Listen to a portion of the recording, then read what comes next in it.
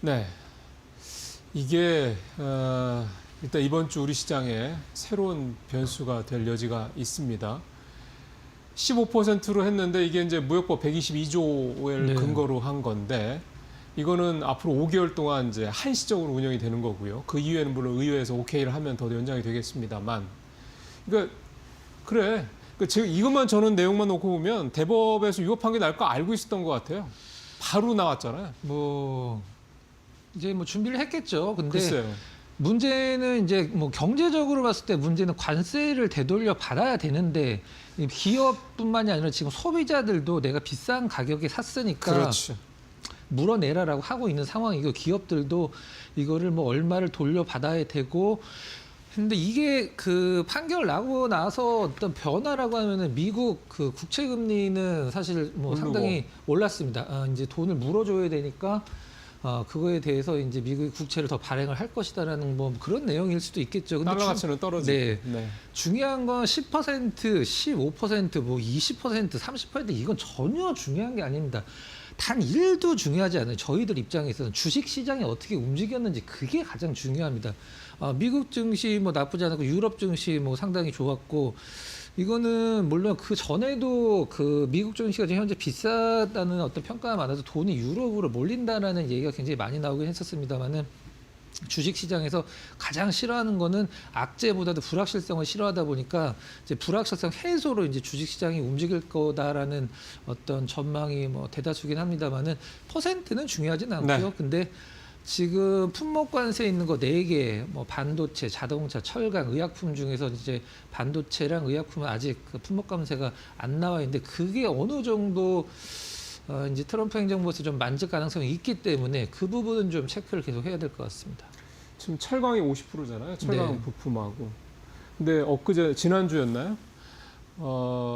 그 무역대표부 쪽에서 그러니까 그냥 대놓고 철강 이렇게 얘기하지는 않았는데 일부 조금 완화해야 될 필요가 있다 그런 식의 얘기를 해서 철강 쪽도 지난주 금요일 날 좀 괜찮았거든요. 제일 좋은 건 중국이 가장 큰 수혜를 볼 수 있는 부분이고 이제 미국이랑 이제 그 어떤 투자 합의를 한 나라죠. 이제 일본, 우리나라, 대만, 유럽 같은 경우는 이게 말씀을 하세요. 조금 더 한번 기다려 볼까 그런 느낌이 좀 들 수도 있는. 네. 일본이 너무 빨리 해버리는 바람에 분위기가 그쪽으로 확 너무 쏠렸죠. 네. 그 덕분에 다카이치가 이겼잖아요. 화끈하게. 자, 외국인 올해 코스피 구조 순매도 급등의 차익 실현. 네. 이걸 가지고 이제 외국인이 구조 순매도한 걸 가지고 이탈이냐, 네. 아니면 차익 실현이냐 해석이 좀 부부한데 일단은 위원님도 보시기에는 차익 실현 쪽으로 무게를 보시는 거죠. 개인적으로 판단하시면. 규모만 보면은 전년도 같은 기간 동안에 이제 2배 정도, 전년도 이제 4조 원대의 같은 기간 동안에 매도가 좀 나왔었는데 판 종목군들을 보면 저는 이게 더 중요하다고 생각을 하는데 하이닉스 그다음에 삼성전자 가장 많이 팔았죠. 현대차. 그리고 현대차, 글로비스, 모비스 이렇게 5월이거든요. 근데 팔았음에도 불구하고 이 정도를 보여준다라는 것은 여기에서 이제 외국인들이 다시 다 팔지 않겠죠. 우리가 보통 주식을 할 때 한 번에 사서 개인 투자자분들은 한 번에 사서 이제 같은 날, 같은 시각, 같은 가격에 그냥 다 사고 팔 때도 이제 그런 경우가 있지만 외국인들은 절대 그런 부분이 아니기 때문에 또 어떤 언론 보도에는 이런 식으로까지 표현을 했더라고요. 뜨내기 외국인이라고 표현했더라고요. 아니 그럴 수도 있죠. 네. 네. 뜨내기 외국인 나가거나 말거나. 근데 보통 우리가 자금 성향 보면은 일단 유럽 쪽은 좀 약간 한머니라고 그래서 좀 약간 그 짧게 왔다 갔다 하는 자금들이 좀 많고 미국 쪽은 좀 중장기 자금이 많다라고 보통 표현을 하기도 하는데 저는 이 정도 팔았는데 이 정도면은 사실 더 바랄 게 없을 것 같습니다. 다시 들어오면. 네. 지금 그 말씀하셔서 드는 생각이 지난주 금요일 날 하이닉스 주가 급등을 할 때 블랙록이 5% 이상 사면서 했는데 이게 패시브 자금이라고 봐야 되는 거잖아요. 그럴 경우에 그래서 지금 얘기가 이제 그런 패시브 자금이 들어오는 게 아니냐 그런 얘기가 좀 있어서 만약에 이게 글로벌 패시브 자금이 국내에 본격적으로 들어온다 그러면은 이건 또 수급적으로 봤을 때 좀 전에 말씀하셨던 뜨내기나 이런 게 아닌 거잖아요. 네네. 그러니까 그 패시브 자금이 들어오는 게 아니냐. 그런 얘기가 좀 있어서 만약에 이게 글로벌 패시브 자금이 국내에 본격적으로 들어온다 그러면은 이건 또 수급적으로 봤을 때 좀 전에 말씀하셨던 뜨내기나 이런 게 아닌 거잖아요. 네네. 그래서 외국인은 좀 봐야 될 것 같습니다. 그래서 좀 전에도 아까 프리마켓에서 하이닉스가 주가가 이제 뭐 오늘 삼성 하이닉스 다 좋긴 하던데 어쨌든 그런 부분들 한번 좀 지켜볼 필요가 있을 것 같습니다. 외국인은 저렇게 판다고 그래서요. 너무 그렇게 우려 안 하셔도 됩니다. 외국인 판다고 그래서 주가가 떨어진 게 아니잖아요, 지수가. 네, 지금 그렇죠. 지수가 여기 딱 나오는 것처럼. 옛날에 우리나라가 아닙니다. 아닙니다, 이제. 5,808로 지난주 금요일 날 마감이 됐어요. 진짜 이번 주에 6,000 노크 예상이 네. 되는 거잖아요. 지난주에 2거래일만 있었는데 목요일, 금요일 2거래만 있었는데 300포인트가 넘게 올랐습니다. 이틀 동안에 300포인트.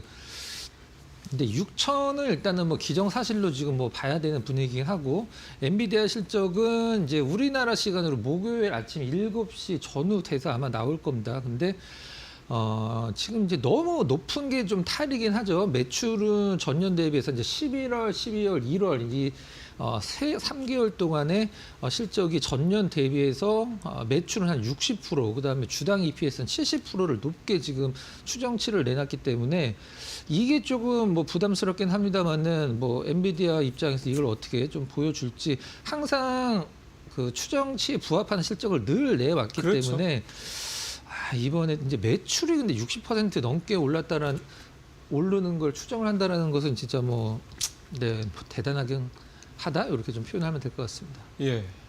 지금 시장 분위기가 조금 우호적이어서요.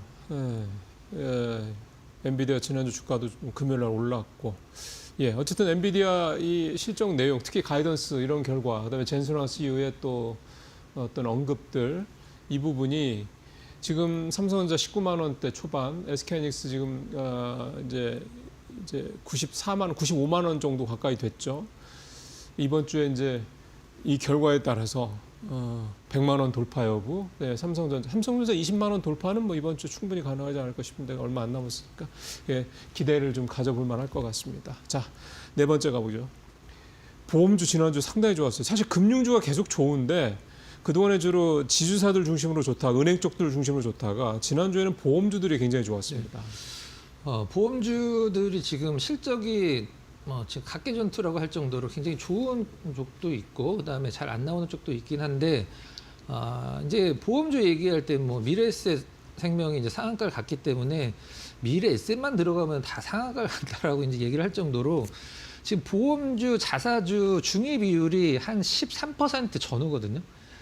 그러니까 가장 높은 게 이제 미래에셋 생명이 상한가를 갈 수밖에 없었던 이유가 미래에셋 생명이 가장 높습니다. 자사주 비율이 한 26% 정도로. 그리고 엄청 많이 갖고 있네요. 네, 그 다음에 높은 게 한 15% 전후되는 이제 삼성화재, 그다음에 DB 손해보험이 한 15, 16 정도. 그리고 그 밑에 있는 쪽이 하나생명이나 이런 쪽이 한 뭐 13, 12 왔다 갔다 하는데 방금 말씀드린 대로 이제 보험주들 자사주 중위 비율이 13%, 12%라는 것은 이제 평균이 이제 12%, 13%라는 뜻이니까 굉장히 다른 업종 대비해서 되게 높죠. 그래서 지금 일단 뭐 금융주들은 한번 움직이면 은행, 증권, 보험은 이제 순차적으로 좀 움직이긴 하는데 이거는 보험주들이 그동안 좀 너무 못 움직였던 부분들이 맞아요. 있고 자사주 비율이 평균적으로 상당히 높기 때문에 자사주 소각 기대감에 뭐 금요일에 최고 어떤 뭐 스타주들은 뭐 사실 실질적으로 보험주였다 이렇게 봐도 큰 무리는 없을 것 같습니다. 지금 증권주가 거의 2배 올랐거든요. 연초 이후에. 그 다음에 지금 최근에 금융지주사들 중심으로 은행주들 좀 계속 오르고 있고 이제 보험주가 지난주 금요일 날 반짝한 건데 앞서 말씀드린 그런 재료들이라면 이제 앞서 말씀하신 대로 그 금융 쪽의 그 섹터들 순서대로라면 이제 보험주가 이제 조금 더 추세적으로 좀 당분간 갈 수 있는 여지가 있나요? 보험주들은 우리가 보통 얘기하는 실손이 그 생명보험도 있고 손해보험도 다 실손을 하거든요. 그러면 네, 실손을 좀 손을 보는데 그러니까 이제 지금 앞으로 많이 병원에 많이 가는 분들은 실손보험료가 상당히 많이 오르는 구조로 올라요. 바뀌었습니다. 그러니까 그 뭐라고 그러죠? 이렇게 좀 이렇게 뭐 이렇게 안 좋은 거? 아니 그막 이렇게 그 약간 그 마사지는 아니고 이렇게 약간 도수치료 말씀하시는 도수치료에 그렇죠. 그것과 관련 게 너무 많이 나가다 보니까 네. 단어가 생각이 안 나 죄송합니다.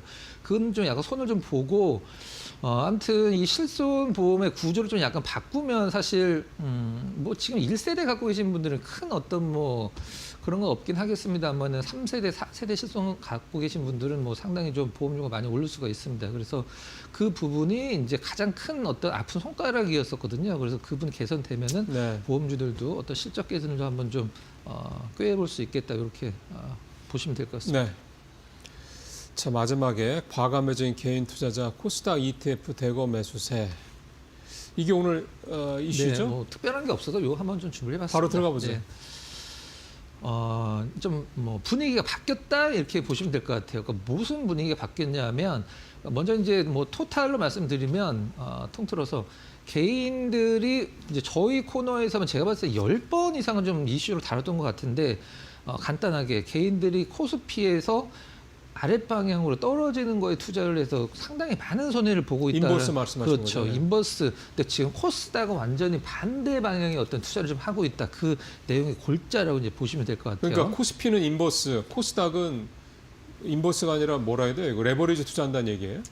그렇죠. 뭐 레버리지일 수도 있고 이제 윗방향을 보는 거죠. 하여간 네, 위로 네, 네. 상향 쪽으로 본다 이거구나. 그럼 코스닥 150 네. 또는 코스닥 150 레버리지 두 ETF 상품을 집중적으로 개인들이 사고 있다. 네. 내용 잠깐 보시면 뭐 내용은 다 뻔하긴 합니다만은 그래도 한번 보도록 하겠습니다. 일단 정부 정책이 실제로 지수를 끌어올릴 수 있다는 학습 효과를 이제 뭐 개인 투자자들이 이제 네. 느끼고 있는 거죠. 요거 봐라 코스피 5천을 보낸다고 하더니 진짜 5천이 갔네. 이제 6천을 앞두고 있네. 그럼 코스닥도 2천을 뭐 2천, 3천 얘기가 나오니까 코스닥도 가능하겠다라고 해서 코스피에서 느낀 포모 심리가 지금 코스닥으로 옮겨갔다라고 이제 보시면 될 것 같습니다. 이제 올해 1월 2일부터 코스피 5천 돌파한 1월 22일까지 코스닥 150 ETF 순 매도였었거든요. 저 때까지는 코스닥을 코스피도 매도였었고 코스닥도 매도였었는데 분위기가 좀 완전히 좀 바뀌었습니다. 그래서 일단은 이 코스닥 ETF의 순매수를 개인 투자자들이 상당히 많이 하고 있다라는 부분들 이제 보시면 될 것 같고요. 그다음에 정부 코스닥 부실기업 정리, 그다음에 혁신기업 원활한 상장 지원, 요걸로 이제 사실 코스피는 이제 뭐 자사주라든가 아니면 상법 개정 이런 것들로 상당히 많이 갔으니까 코스닥도 뭔가 정책적인 부분이 확실히 나오고 밀어준다라고 하면은 코스닥 시장도 일단 뭐 2천까지는 한번 예상을 해서 뭐 지수 투자를 많이 하고 있는 그런 상황인 것 같아요. 이제 증권가에서는 이제 뭐 당연히 나올 수 있는 부분들이 코멘트들이 좀 나오고 있는 상황인데요. 실적이 이제 뒷받침되지 않기 때문에 꾸준하게 우상향 가기는 쉽지는 않다. 그냥 좀 약간 뭐 훈수를 한번 좀 두는 듯한 그런 좀 내용이라고 보시면 될 것 같아요. 근데 시장에서는 지금 개인 투자자분들이 이 지수 ETF 레버리지를 대량 순매수하는 게 지수를 2천까지 끌고 가는 어떤 장기 투자가 아니라 단기 매매 성향이 반영된 것이다라고 오히려 그렇죠. 뭐 그렇게 분석을 하고 있는 상황이고 뭐 틀리진 않은 것 같습니다. 네. 네, 레버리지 ETF가 이게 계속 하여간 빠른 시간에 올라가면 정말 수익이 좋게 나는 건 맞는데 이게 뭐라고 합니까? 이 변동성 있게 올라가더라도 그러면 거의 다 수익률이 녹는다고 그러더군요. 네네네. 그래서 만약에 코스닥이 이렇게 2,500, 1,500, 2,000 이렇게 그렇게 가는 걸 생각하고 코스닥 이 150 ETF를 사시는 분들이라면 조금 기다리시더라도 안정적으로 수익을 확보하는 거는 레버리지보다는 그냥 ETF 상품이 낫지 않겠냐 생각이 좀 듭니다. 자, 다음 가볼까요? 대표적인 상품들을 이제 개인, 기관, 외국인들이 지금 어느 진짜. 정도 사고 있고 포지션을 지금 어떻게 잡고 있는지를 이제 정리를 좀 해봤는데요. 코덱스, 코스닥 150 이게 한 배짜리죠. 이것도 타이거, 이것도 한 배짜리고 에이스, 이것도 한 배짜리, 라이즈. 에이스는 이제 한투에서 운영을 하는 거고요. 네. 라이즈는 이제 KB에서 운영을 하는 KB에서 거죠. 하고. 여기까지는 이제 1, 2, 3, 4까지는 순위는 아닙니다. 이제 순서대로는 아니고 1, 2, 3, 4까지는 한 배짜리, 밑에 두 배, 이제 코덱스, 타이거, 레버리지인데 뭐 가장 많이 사고 있는 게 의외로 개인들이 이제 한 배짜리를 좀 약간 많이 그러니까요. 사고 있는 게 거의 3조 원 정도 네. 사고 있고요. 그 다음에 두 배짜리가 그 다음, 그 다음에 나머지는 뭐 이런 부분들. 기관 같은 경우는 역시 뭐 개인들이 많이 사는 팔았으니까 뭐 사는 거긴 합니다만 가장 좀 많이 팔았고요. 그 코스닥 150짜리를 그 다음에 뭐 똑같이 데칼코마니처럼 똑같다고 보시면 될 것 같습니다. 반대로 2배짜리를 뭐 기관들 가장 많이 팔았고 외국인들은 아직까지는 그 코스닥 시장의 지수 ETF 쪽으로 그렇게 크게 들어오고 있는 것 같지는 않습니다. 뭐 이건 그렇게 특별히 신경 안 쓰셔도 될 것 같고요. 개인들 포지션은 지금 코스닥이 무한한 뭐 단기든 중장기든 상방을 보고 있는 포지션이다. 다만 기관은 뭐 완전 반대 포지션으로 잡고 있다 이렇게 보시면 됩니다. 예를 들어서 지금 1100 정도니까 이게 1500 간다 그러면 그냥 산술적으로만 생각하면 50%가 오른다는 얘기잖아요. 네. 만약에 뭐 올해 당장이야 뭐 모르겠습니다만 만약에 이게 2000포인트를 간다 그러면 그냥 쉽게 생각하면은 이 코덱스 150에 투자를 했을 때 2배 오른다는 얘기라고 생각하면 되는 거잖아요. 그러니까 지수를 투자를 해도 뭐 한 2배 가까이 수익을 낼 수 있다. 아유 그러면은 사실 웬만한 분들은 개별 종목 따라다니느라고 고생하시면서 마음고생하시면서 그냥 수익이 2배 날 수도 있겠지만 나는 거하고는 이렇게 지수 툭 넣어놓고 그냥 2배 참 편하게 할 것 같습니다. 과거에 앵커님은 이쪽에서 방송을 할 때 워렌 버핏이 그 내길이라는 부분 한번 말씀드린 적 있었잖아요. 워렌 버핏은 이제 지수에 투자를 하고 이제는 액티브 펀드랑 대결했을 때 단 한 번도 지수가 액티브 펀드한테 진 적이 없습니다. 네. 그러니까요. 그러니까 이게 사실은 우리가 장기 투자라는 얘기를 하면서 그걸 잘 못했던 가장 큰 이유는 변동성이 너무 심하고 기껏 올라오면 또 다 까먹고 올라오면 다 이거 때문에 지금 못하는 거였잖아요. 왜 개인 투자자들도 마찬가지고 웬만한 펀드들이 지수를 이길 수 없는지 제가 그 이유를 설명을 좀 해드리면 만약에 지금 어떤 투자자가 미래에셋 증권을 뭐 1년 전서부터 100%를 갖고 있다. 그런 투자자는 지수가 이길 수가 없죠, 당연히. 근데 그렇죠. 포트폴리오가 있기 때문에 지수를 이길 수가 없는 겁니다. 그러니까 어떤 특정 종목 하나로 해가지고 그게 수익률이 굉장히 잘 나오면 좋은데 그러긴 너무 힘든 거잖아요. 정말 잘 찍었다라고 하면. 네. 근데 다른 이제 포트 여러 개가 모두 다 높은 수익률이 나오는 건 불가능이기 그렇죠. 때문에 네. 그래서 지수 수익률을 절대 포트폴리오 투자가 따라갈 수가 없는 겁니다. 그래서 이제 지수 이제 지난주 금요일 날 이슈로 삼았던 어떤 밸류업 같은 ETF들이 상당히 좋은 대안이 되는 부분이라고 보시면 됩니다. 네. 그때 지난주 금요일 날 밸류업 지수를 기초자산으로 하는 이제 액티브 네. ETF 상품들 말씀을 해주셨는데 여전히 그거는 괜찮다고 보시는 너무 거잖아요. 좋죠. 네. 근데 거기 들어가는 종목들 보니까요, 진짜 개별 종목 하나하나 버릴 종목이 없긴 하더라고요. 그러니까 우리나라도 이제 이렇게 좋은 종목들이 정말 많아진 겁니다. 참 다행스러운 일입니다.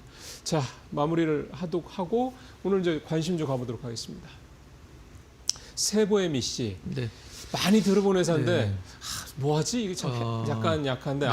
배관 덕트 설계 설치. 이 반도체 인프라 쪽 기업들이 뭐 한양 ENG도 마찬가지고 STI? 예, STI는 그래도 뭐 주가가 좀 굉장히 좀 탄력적인 흐름이 나오긴 합니다만은 이 반도체 인프라 기업들이 너무 이 주가 흐름이 다른 반도체 기업들 대비해서 너무 못 올라가고 있어요. 실질적으로 최근에 이제 상장한 지 한 몇 달 안 된 그 TSMC 우리나라 1차 벤더 유일한 1차 벤더로 하는 기업도 지금 1조 뭐 4천억 5천억 가는데 뭐 매출이 뭐 한 200억 300억이거든요. 근데 세보 MEC는 매출이 뭐 잘 나올 때는 이제 1조 원까지 나오는 기업인데 무엇을 하는 기업이냐면 가장 쉽게 설명드리면 이제 여러분들이 영화 보실 때 주인공들이 어디 갇혀 있다가 탈출할 때 이 네모난 어떤 그 환기구를 통해서 이렇게 탈출하는 걸 보신 거 있으실 거예요. 그걸 덕트라고 얘기를 하는데 그걸 만드는 기업이죠. 반도체에도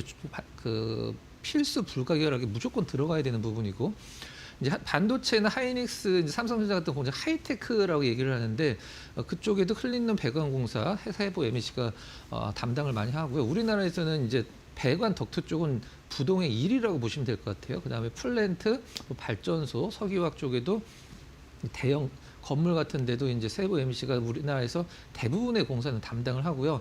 22년도에 매출 1조 돌파한 후에 그다음에 좀 반도체 한파가 좀 왔었죠. 네네. 그때 좀 매출 줄다가 이제 작년서부터 좀 올라가고 있는 상황이긴 한데 25년도서부터 이제 평택 P4, 평택 P1서부터 P5까지 다 했죠. 지금도 하고 있고. 그러니까 그냥 반도체 증설하거나 신규로 공장 설립하면 그냥 무조건 들어가라고 보면 네, 되겠군요. 무조건입니다. 네, 네. 그래서 하이닉스 쪽도 청주까지도 네, 그러니까 하이닉스도 그렇고 쪽도 일단은 지금 다 하고 있는 상황이고 이제 라이벌이 거의 없다고 보시면 될 것 같아요. 이거는 이제 AI 센터, AI 데이터 센터 이제 냉각 시스템 구축 관련돼서도 뭐 나름대로 성장 동력이 있는 기업이긴 한데 가장 중요한 건 너무 쌉니다. 어느 정도 싼지 제가 밑에서 설명드려 보도록 할게요. 연매출이 잘 나올 때는 1조, 그다음에 조금 떨어지면 8천억. 근데 영업이익은 잘 나오면 400억대 중후반, 안 나오면은 200 후반에서 300 초반 정도 나오고 부채 비율이 한 2, 3년, 3년 전에 160%, 100%, 90%, 57% 이렇게 계속 떨어지고 있습니다. 부채 비율이. 이거 상당히 좋은 거죠. 유보율이 4,500%. 엄청납니다. 근데 지금 시가총액이 1,658억입니다. 아, 금요일 날 종가 기준으로. 이거는 뭐 너무 좀 싸죠. 그래서 퍼가 지금 굉장히 싼 편이고 예. PBR도 0.64배로 너무 저평가로 보시면 될 것 같습니다. 그러게요. 지금 막 반도체 증설 그다음에 신규 팹 설립 이거 뭐 아주 계속 이슈인데 차트 한번 보죠. 10 차트인데 아쉬운 거는 거래량이 좀 아쉬울 뿐이지 사실 차트적으로는 수급이나 뭐 흐름들이 사실 그러게요. 뭐 어디다 뭐 내놔도 부끄럽지 않은 뭐 좋은 흐름입니다. 거래량이 좀 아쉽긴 합니다만은 흐름이 이제 계속적으로 이렇게 밑꼬리를 달고 있는 부분들은 이제 저점 매수가 들어오는 어떤 뭐 수급 주체가 네. 있다라고 보시면 될 것 같고요. 외국인 빨간색의 외국인, 파란색의 기관은 일단은 뭐 단기적이다라고 말씀을 드려야 될 것 같긴 합니다만 바닥은 완전히 잡고 우상향하는 네. 수급을 좀 보여주고 있습니다. 그러게요. 그러니까 아주 인기 있는 종목은 아니라는 건데 네. 지금 이제 은근슬쩍 계속해서 뭔가 좋아지는 그런 또 회사가 되겠네요. 예, 오늘 세부 MEC까지 말씀 나눠봤습니다. 수고하셨습니다.